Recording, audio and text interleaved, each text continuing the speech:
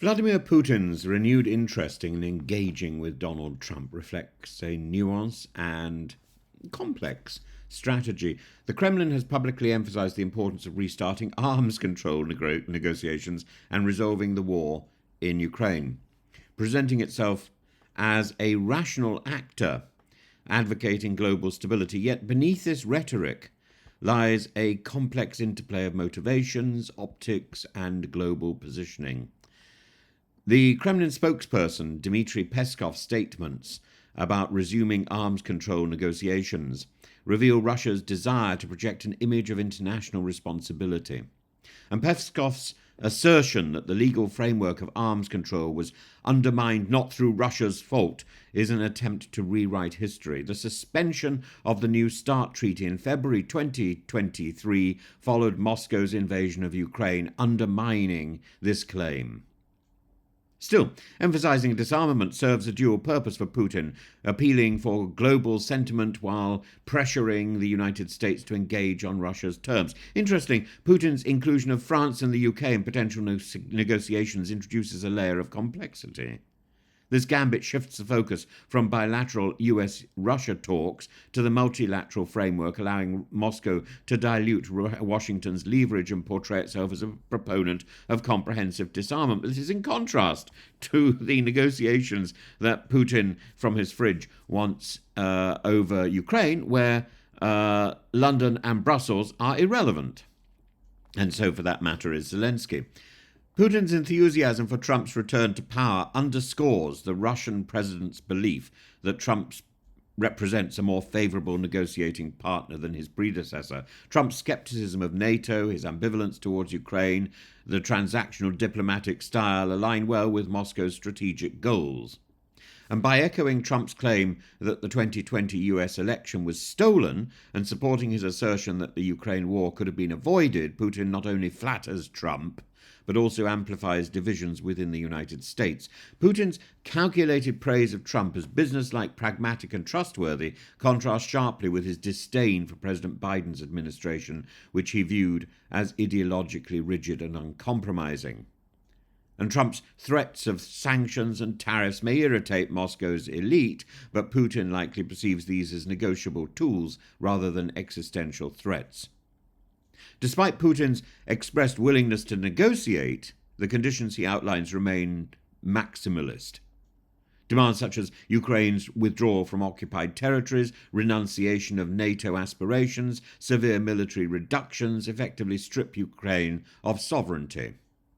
It's Russian control by the back door. But the back door is, of course, something that Mr. Putin must know. Back door to the fridge, back door to life. These terms are unlikely to be accepted by Kyiv or by Kyiv's Western allies, but Moscow may not view immediate success as essential. Prolonging negotiations could serve as a tactical ploy to buy time and pull public opinion, reduce international pressures, solidify Russia's territorial gains, diminish the or reduce the resilience of Ukraine. This is about morale busting as much as bunker busting.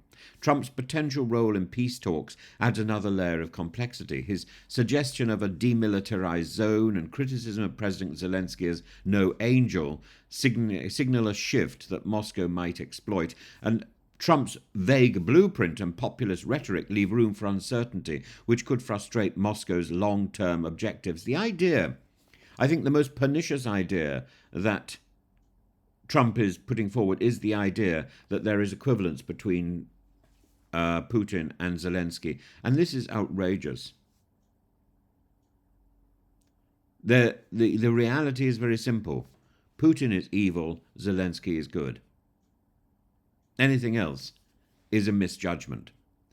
While Putin downplays the impact of economic sanctions, cracks in the Russian economy are becoming apparent.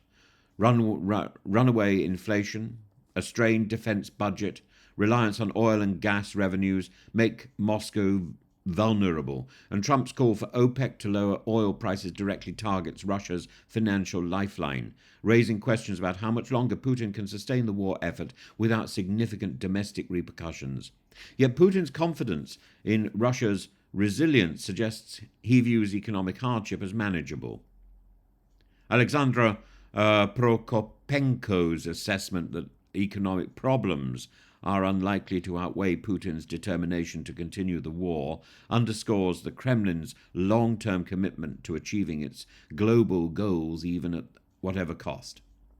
Putin's eagerness to talk with Trump reflects a combination of strategic calculation and opportunism. By courting Trump, he seeks to exploit perceived divisions in US foreign policy and negotiate from a position of relative strength.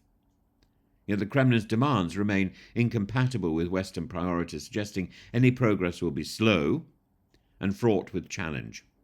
The coming months will reveal whether Trump's transactional diplomacy and Putin's calculated charm offensive can produce tangible results, or whether this dialogue will serve merely as a veneer for entrenched global rivalry.